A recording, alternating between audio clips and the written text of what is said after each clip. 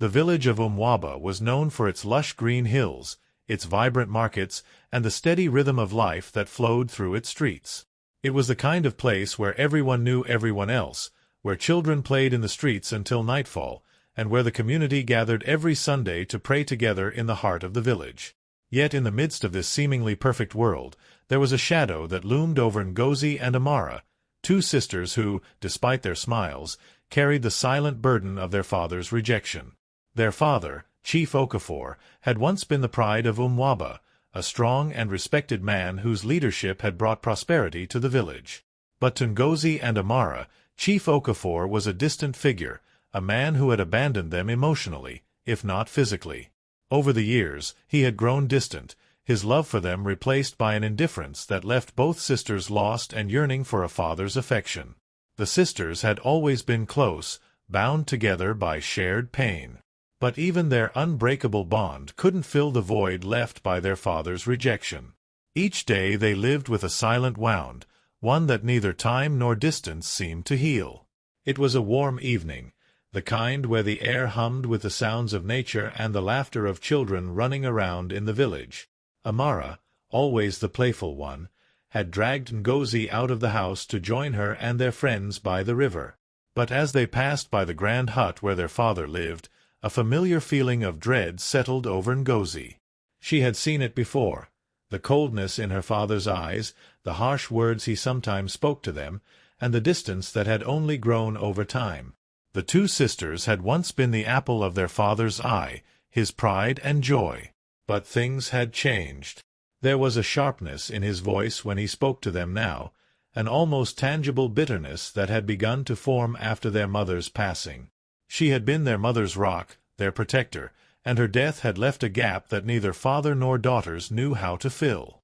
As the girls approached the entrance of the house, their father was sitting outside, staring off into the distance, his face drawn and weary. Amara, with her usual defiance, called out to him. "Father," Amara said brightly, as if hoping her cheerfulness would break through the invisible barrier that stood between them. Chief Okafor barely looked up. His voice, when he spoke, was low and detached. "What is it, Amara?" Amara, undeterred, tried again. "We're going to the river to play, father. Would you like to come?" Chief Okafor's gaze flickered toward her, but there was no warmth in his eyes. "Go play with your friends. I have no time for games." The rejection stung, but it wasn't new. Ngozi could feel Amara's shoulders slump, the disappointment visible on her face. She knew her sister still craved their father's approval, despite everything. But there was nothing she could do to change him. Without a word, Ngozi gently took Amara's arm and led her away, the silence between them thickening as they walked toward the river. "Why does he hate us, Ngozi?" Amara whispered, her voice filled with confusion and hurt. Ngozi squeezed her sister's hand. "He doesn't hate us, Amara. He's just lost. But we'll be okay. We have each other." But even as she spoke, Ngozi knew the weight of their father's indifference was crushing them both. How could she reassure Amara when her own heart ached with the same unanswered questions? As the years passed, Ngozi found herself stepping into a role she had never asked for. With their father increasingly withdrawn, Ngozi became the head of their household. She cooked their meals, maintained the house, and did her best to keep Amara's spirits up, despite the growing tension between them and their father. Amara, the younger sister, had always been the dreamer. She spent her days with the village children, playing in the fields, and chasing the fleeting dreams of a life beyond the village. But while Amara's spirit remained untamed, Ngozi's had become burdened by the weight of responsibility. Her childhood had been swallowed up by the need to care for her sister, and as time went on, the dream of a life outside of Umwaba faded into the background. One evening, as they sat by the fire, Ngozi looked at Amara, who was lost in thought. "You know, Amara, I've been thinking," she began hesitantly. "Maybe it's time we leave this place. Maybe we could start fresh somewhere else." Amara looked up, her eyes lighting up with excitement. "Start fresh? Where? You mean leave Umwaba?" Ngozi nodded. We don't have to stay here forever. We could go to the city, make our own way. I'll find work, and we can live without the shadows of our past hanging over us." Amara's face softened, and for a moment Ngozi could see a glimmer of hope in her sister's eyes. But it was quickly replaced by doubt. "But father," Amara began. "He needs us." "He's made it clear that we're not his responsibility anymore," Ngozi replied, her voice steady but laced with sadness. "We've been carrying this burden for too long, Amara. We need to live for ourselves." Amara fell silent, her fingers nervously tracing the edges of her skirt.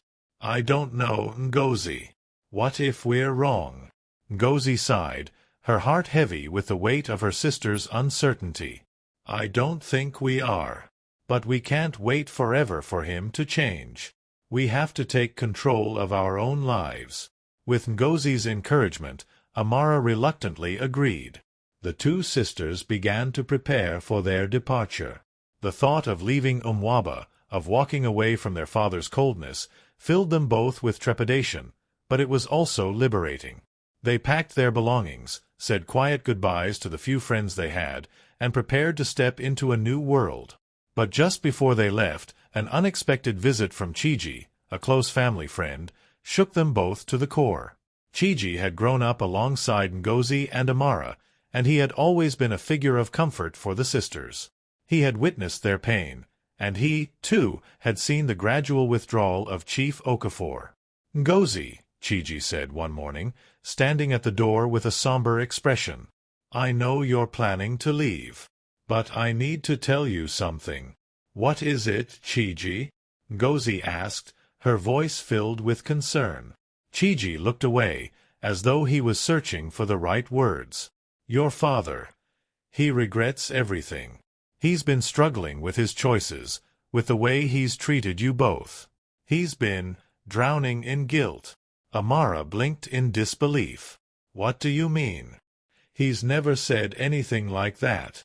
"I know," Chiji replied quietly. "But I've seen it in his eyes. He's been talking to me, asking how to fix things. He's afraid it's too late."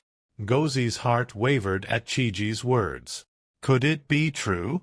Could their father, the man who had cast them aside, really want to make amends? In the end, the sisters faced a choice that would shape their future. Would they leave, forever severing ties with a father who had hurt them so deeply? Or would they give him one last chance to show he cared, even if it meant risking further disappointment? Ngozi looked at Amara, who was now silent, her gaze distant. The decision weighed heavily on both of them. I think we should give him a chance," Ngozi said quietly, her voice filled with uncertainty. "But we can't go back to the way things were. We need to move forward, for ourselves, no matter what." Amara nodded slowly. "I agree. But we'll have to see if he's really changed." When they returned to their father's hut, Chief Okafor was not the proud, distant man he had once been. He looked smaller now, more vulnerable. His eyes were filled with regret as he saw his daughters standing before him, their expressions a mixture of hope and wariness. The air in Chief Okafor's hut was thick with tension as Neka and Amara stood before him, their hearts heavy with the weight of his words. The man who had once been their protector, the pillar of their lives, now sat before them broken, his eyes filled with regret. "I know I've been wrong," Chief Okafor said, his voice weak, a far cry from the commanding presence he once had. "I've pushed you both away, hurt you more than I could ever say. I wasn't strong enough to handle the pain of your mother's passing, and instead of leaning on you, I turned away. But I've thought about it for too long, and I'm sorry. I never meant for you to feel this way. I never meant to abandon you." Amara, who had always longed for her father's love, stood in silence, her face unreadable. She wanted to scream at him, to tell him all the years of hurt he had caused. But instead, she felt numb, unsure of how to react to the father who had been absent for so long. Neka, ever the protector, stood with her arms crossed, her gaze firm yet filled with the pain she had carried for years.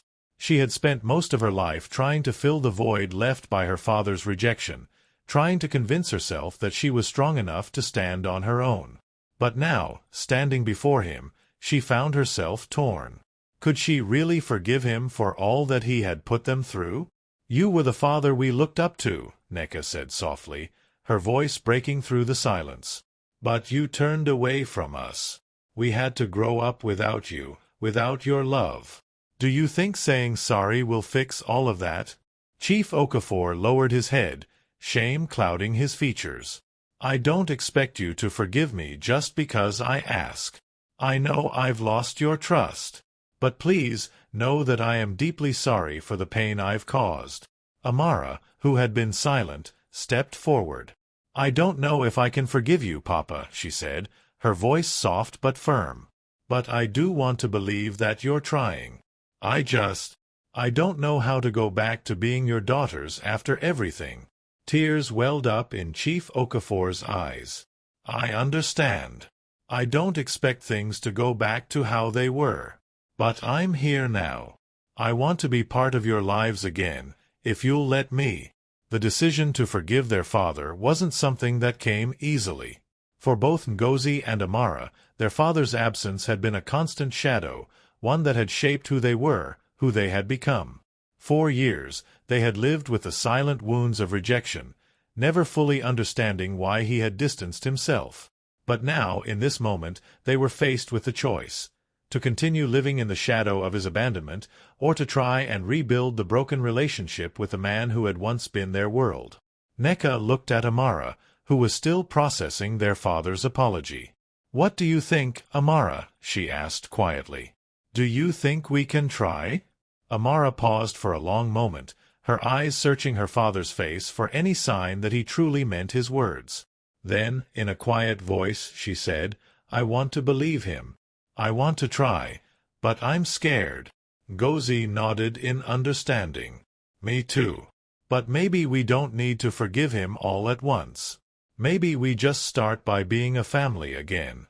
Slowly, Amara took a deep breath, her shoulders heavy with the weight of the decision. Finally, she nodded. "Okay, let's try. But it's going to take time, Papa." Chief Okafor's face softened, and he nodded in return. "I'll do whatever it takes, my daughters. I promise I'll do better this time." Over the next few months, the process of healing began slowly. It wasn't easy. There were days of doubt, days when the scars of the past felt too deep to overcome.